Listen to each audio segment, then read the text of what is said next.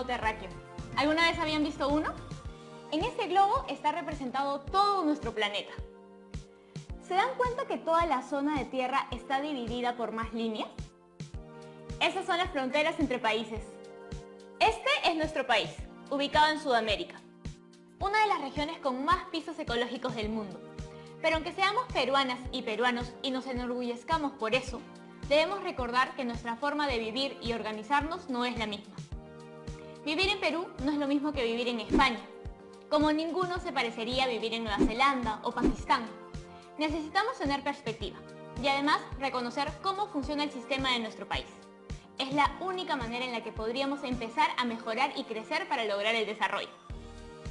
Quiero que juntos y juntas nos pongamos a reflexionar un poco. Desde que se declaró el estado de emergencia, las peruanas y peruanos hemos vivido la experiencia de la cuarentena, la misma que ha ido extendiéndose en beneficio de la salud pública. Recordemos cómo se fue dando el proceso con este video.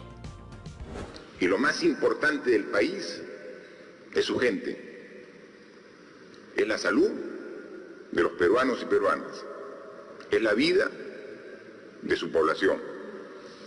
En consecuencia, la recomendación que una vez más acogemos pensando en lo mejor de los peruanos es extender el estado de emergencia por 2 semanas más. El estado de emergencia que iba a ser hasta este domingo se extiende hasta el domingo 12 de mayo inclusive. Son los esfuerzos, los sacrificios que tenemos que hacer todos para vencer esta enfermedad. Y solamente hay que tener en cuenta que las fechas que estamos dando para la culminación del estado de emergencia es para comenzar a reactivar y a reiniciar gradualmente las actividades que desarrollábamos antes del estado de emergencia. Como pudimos ver, el presidente de la República, cabeza del Poder Ejecutivo y representante del Estado, tuvo que tomar una serie de decisiones ante la crisis provocada por el COVID-19, con la finalidad de salvaguardar la salud de la población. Por ahí soltó una palabra importante. ¿Recuerdas que hace un momento te mostré los países aquí? Pues si bien país se refiere a los territorios marcados en el mapa, cuando hablamos de Estado, la cuestión cambia un poco. ¿Dónde has escuchado antes esa palabra? No me refiero necesariamente a estado de emergencia. ¿No has oído nunca a tu abuelita o a un tío decir que el Estado debería asumir ciertos roles? Muy bien. También se dice que las disposiciones de emergencia las da el Estado. Bueno, para entender un poco mejor a nuestro Estado y sus poderes, será mejor pedir la ayuda de alguien que ya conocemos. Profe, ¿ya está por ahí? Estoy preparando todo desde la madrugada, Yanira, ansiosa por compartir esta clase con ustedes. Y yo ando ansiosa por aprender sobre esto. ¿Imaginas toda la responsabilidad detrás de decretar un estado de emergencia? Debe haberse tratado de una decisión complicada. Y precisamente para entender mejor un poco sobre los poderes del Estado, hay que saber cómo está organizado políticamente. Perfecto. Entonces, empecemos con esta interesante clase sobre el funcionamiento del Estado. Hola chicas y chicos, gracias por estar aquí y seguir aprendiendo. En nuestra clase de hoy aprenderemos lo relacionado a la organización del Estado. Pero primero voy a pedirles que nos tomemos un momento para pensar en algo más pequeño. ¿Cómo funciona una organización? ¿Una organización? ¿Algo como una empresa? Podría ser, pero pensemos en ejemplos más cercanos a nuestro contexto. ¿Qué te parece un colegio, por ejemplo? Un colegio también es una organización. Claro, y siempre hay una persona que vela porque todo marche adecuadamente conforme a las normas educativas para ofrecer un servicio de calidad. Eso es el trabajo de la dirección. Por supuesto, pero el director o directora no es la única persona que hace que la escuela funcione, ¿verdad? Claro que no. La dirección no se encarga de dar clases. Ese es trabajo de alguien más. de las profesoras y profesores. Como también habrá personal de administración que se encargue de los trámites de los documentos. Y por supuesto, los estudiantes también forman parte de esta organización. No hay problema en recibir el derecho a la educación, pero no olvidemos que hay algunas normas y deberes a cumplir en nuestro colegio. Todas las personas que interactúan en el edificio forman la estructura que hace posible el funcionamiento de nuestro colegio. Así ocurrirá con todo grupo de personas que compartan un mismo espacio o trabajen en el mismo proyecto. La organización es muy útil para trabajar en equipo. Ahora nos toca ampliar estos conceptos para ver cómo pueden ser aplicados en la organización de nuestro país. Esta lección será muy útil para que podamos entender mejor las decisiones que toman nuestras autoridades en estos tiempos de pandemia. Entonces, ¿cuál es el propósito de hoy, profesora? El día de hoy, nuestro propósito será analizar las características del Estado. Así podremos entender cómo está organizado para atender las necesidades de la población en búsqueda de la convivencia y el bien común. Nuestro reto para hoy será analizar si las medidas dadas por el gobierno en este estado de emergencia responden realmente a las funciones que tiene este. ¿Qué te parece? Me suena a que quiero que empecemos ya. ¿Hay algo que ya conozcas y que quisieras compartir? Algo me acuerdo de mis clases en el colegio. El Estado es una organización política y administrativa con soberanía, y que las sociedades se han desarrollado así para tomar decisiones y accionar sobre la vida en común. Pero todo suena un poco complicado. ¿A qué se refieren realmente? Tranquila, Yanira. Como son varias ideas, mejor ir por partes. ¿Qué te parece si empezamos con esa palabra que mencionaste hace un rato? Soberanía. ¿Tienes claro lo que significa? Me hace pensar en una reina o en algo elegante. Imagina la siguiente situación. Estás en tu casa una noche viendo una película y comiendo la canchita que te acabas de preparar. Cuando, de pronto, alguien desconocido empieza a forzar tu puerta. Quiere entrar a tu casa como si fuera suya.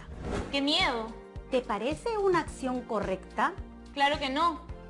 Nunca se le autorizó entrar. No debería forzar la puerta. Exacto. Solo tú y tu familia deciden quién puede ingresar a tu casa.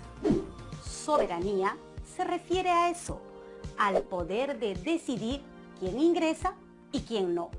Bien, creo que la capto. Funciona de manera similar en nuestro estado.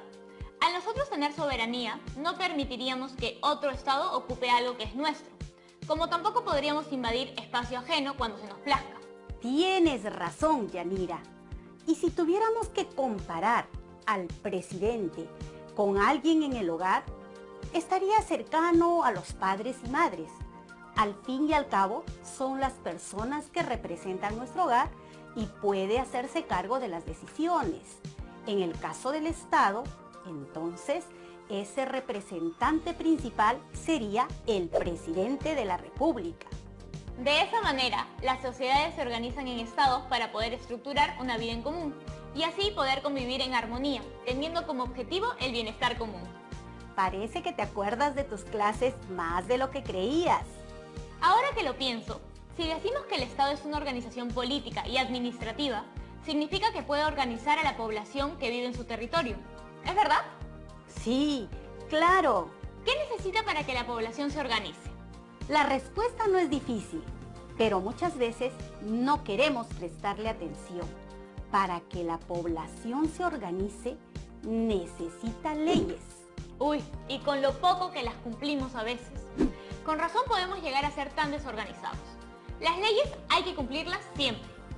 Volvamos una vez más a conversar de la estructura de nuestro Estado.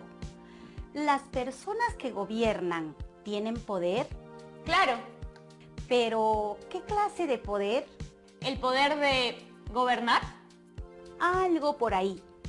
Entendamos como poder a la facultad de hacer algo, lo que sea.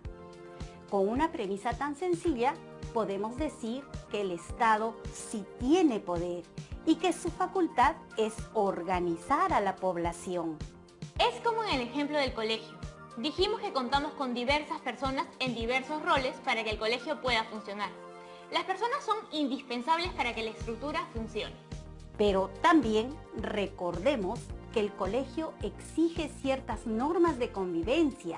Todas y todos conocemos eso. ¿No es verdad, chicas y chicos? ¿Recuerdas alguna de tu salón de clase? Ese grupo de reglas está moldeando la estructura que en el colegio nos regula para que toda la comunidad educativa pueda convivir y realizar sus labores en armonía. ¿Te parece válida esa idea? Claro, el Estado funciona de manera similar a un colegio, pero digamos que en una escala mucho más grande.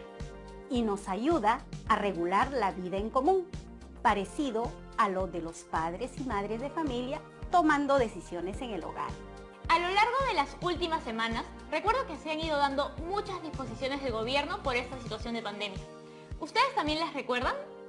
Claro, Yanira, las chicas y chicos están tomando sus precauciones siempre, ¿no es así? Nunca está de más un pequeño recordatorio. No olvidemos mantener el distanciamiento social. Como ya saben, existen muchas limitaciones de tránsito, entre otras medidas que restringen un poco nuestras libertades individuales. Si lo piensas un momento, esas medidas se están tomando porque el gobierno ha estado haciendo uso de sus facultades. Mira esto, se han establecido leyes como en las que se decretó el estado de emergencia. Ha usado su facultad de mantener el orden a través de medidas como el aislamiento social o la limitación del libre tránsito. Se ha preocupado por garantizar la estabilidad de la moneda. ¿A qué te refieres con estabilidad? Me refiero al valor monetario de nuestra moneda nacional, el sol.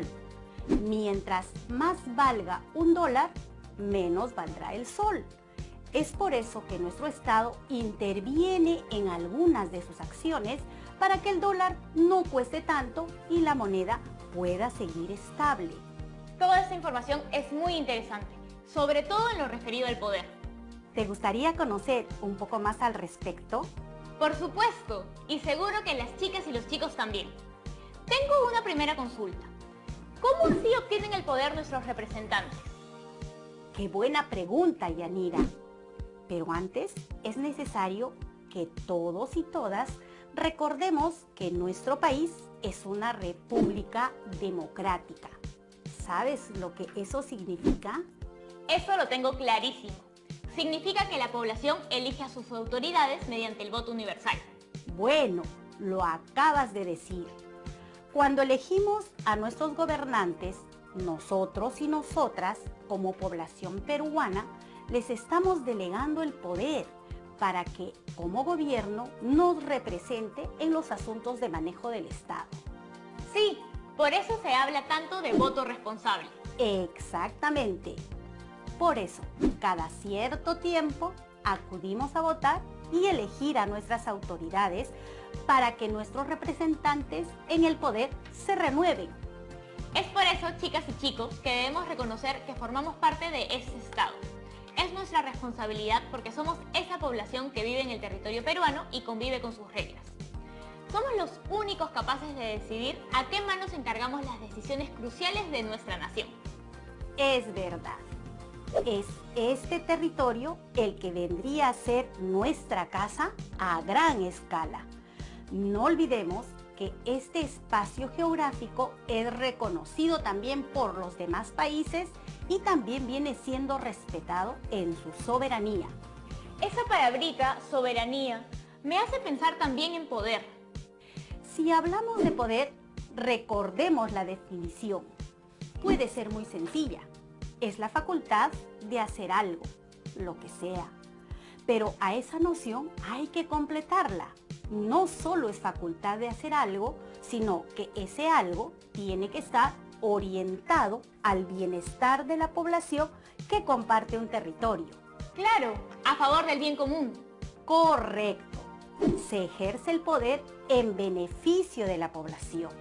El Estado peruano ha tenido altas y bajas a lo largo de sus casi 200 años de historia, por supuesto. Pero nunca olvidemos que los ciudadanos y ciudadanas somos los responsables de delegar el poder. Actualmente, todas y todos estamos de acuerdo en que el Estado debe velar por crear condiciones mínimas para el desarrollo de las personas, sin hacer diferencias. Nunca nos olvidemos de esto. Y ahora que ya tenemos más claro el objetivo de un Estado, te puedo decir que este poder se divide en más poderes. ¿De verdad? Eso quiere decir que aún nos queda muchísimo por aprender hoy, pero no nos apresuremos. Vamos a tomar una pequeña pausa para que revises tus notas, medites sobre la naturaleza del poder y regreses fresca o fresco para continuar. Si lo necesitas, date una buena lavada de manos para prevenir el COVID-19. No te vayas, que ya regresamos. Para conocer. Bienvenidas y bienvenidos de vuelta a Aprendo en Casa. En esta clase estamos aprendiendo mucho del poder y cómo funciona nuestro Estado. Antes de la pausa estuvimos a punto de aprender las 3 divisiones de poder en nuestro Estado. ¿Profesora? Hola Yanira, estoy lista también. Continuemos con lo nuestro. Es probable que ustedes ya los hayan oído mencionar antes. ¿A los 3 poderes del Estado? Bueno, yo sé que el presidente es la cabeza del poder ejecutivo. Muy bien, ese es el primero de los 3. ¿A alguien en casa se le ocurren los otros? Bueno, los otros 2 poderes son el poder legislativo y el judicial. ¿Listos para conocer un poco más acerca de ellos? ¡Claro que sí! Ocurre lo siguiente. Esta división de poderes evita que un solo organismo o persona controle todo el poder del país para que no pueda abusar de él. Al mismo tiempo, promueve la mutua vigilancia y control entre los 3 poderes. Tienen que regularse los unos a los otros, claro. Para que lo entiendan mejor, veamos las siguientes imágenes. Aquí tenemos el Poder Ejecutivo. Está formado por el Presidente de la República, sus 2 vicepresidentes y el Gabinete de Ministros, encabezado por el Primer Ministro. El presidente es elegido por 5 años en elecciones generales para todo el Perú. Es él quien designa a la presidencia del Consejo de Ministros y, entre ambos, nombran a las cabezas de los ministerios que conforman el gabinete. ¿Cuál es la función que tiene el Poder Ejecutivo? El Poder Ejecutivo es el responsable de la conducción y administración del Estado. Como mencionamos hace un rato, el presidente tiene la función de representar al Estado, que somos todas las peruanas y peruanos. ¡Claro! Así como el director de un colegio tiene un equipo que lo apoya en la planificación de actividades para la institución, el presidente tiene un equipo que conduce y administra no un colegio, sino todo un país. Exacto, Yanira. Y el siguiente poder en nuestra lista es el legislativo. Actualmente, el Poder Legislativo está conformado por 130 congresistas, miembros de una sola Cámara. Ellos también son elegidos cada 5 años como el presidente. ¿Cuál es la función del Poder Legislativo? Este es el poder que tiene a su cargo las leyes que mencionamos hace un rato. Entre sus funciones, las crea o las modifica. Además, fiscaliza cualquier asunto de interés público, lo que incluye acciones de las entidades del Estado o de cualquier actor social. ¿Eso nos dejaría pendientes solo al Poder Judicial? El Poder Judicial administra justicia, de acuerdo a la Constitución y a las leyes del Perú. ¿Es el mismo libro que conocimos la clase anterior? Exacto. Es el documento que contiene el Reglamento General de nuestra nación. Definitivamente es muy útil empezar a conocer mejor todos esos aspectos de la vida política, de la organización de nuestra nación. Pero nosotros, ¿cómo podemos ser partícipes de esta estructura? No es tan complicado. Por el solo hecho de ser ciudadanas y ciudadanos peruanos, ya contamos con el derecho y la responsabilidad de la participación. Lo hemos mencionado hace un rato, ¿recuerdas? En el Poder Ejecutivo, ¿quién elige al presidente? Toda la ciudadanía con nuestro voto ciudadano. En el Legislativo, ¿quién elige a los miembros del Congreso? Yo, si soy mayor de edad, claro. Y aunque no escojamos a los miembros del Poder Judicial, ¿quién debe tener el poder de hacer valer sus derechos? Toda la ciudadanía. Exactamente. Tú y todas las personas que nos acompañan desde sus hogares somos protagonistas de este orden. Está en nuestras acciones el cambio progresivo y la mejora de nuestros errores.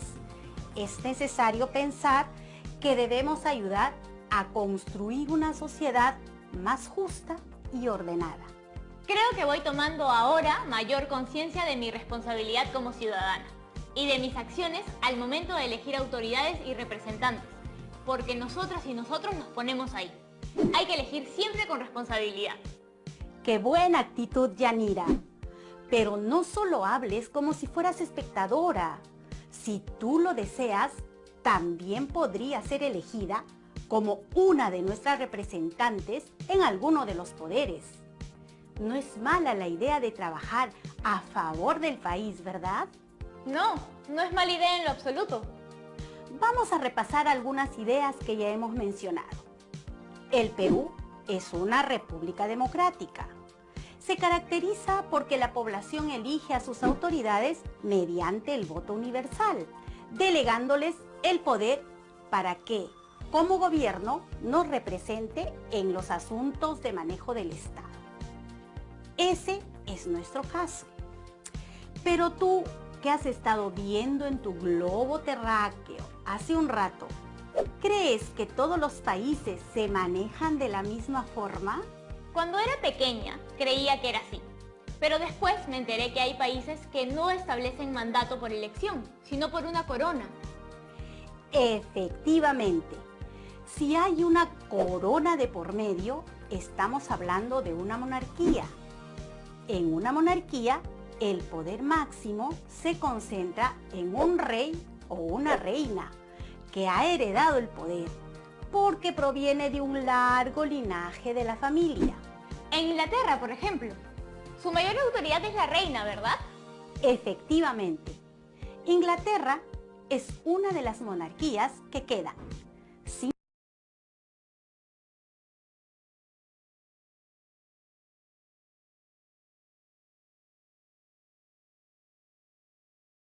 chicos y chicas. Para poder realizar esta actividad, primero, con una constitución y poderes independientes que regulan el poder absoluto, como lo harían en nuestra República Democrática.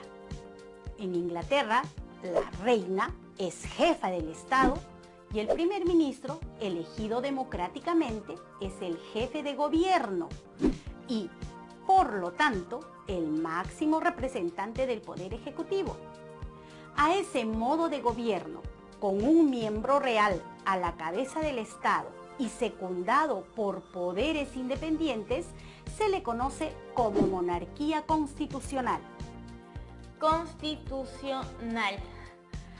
Vaya, ¿cuánto puede aprenderse de los gobiernos de países alrededor del mundo?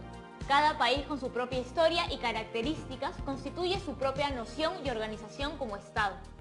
Aprendimos también que aunque a veces lo olvidemos, nosotros formamos parte importante de este orden, porque tenemos la responsabilidad de elegir a conciencia sobre quienes nos representan en la toma de decisiones importantes.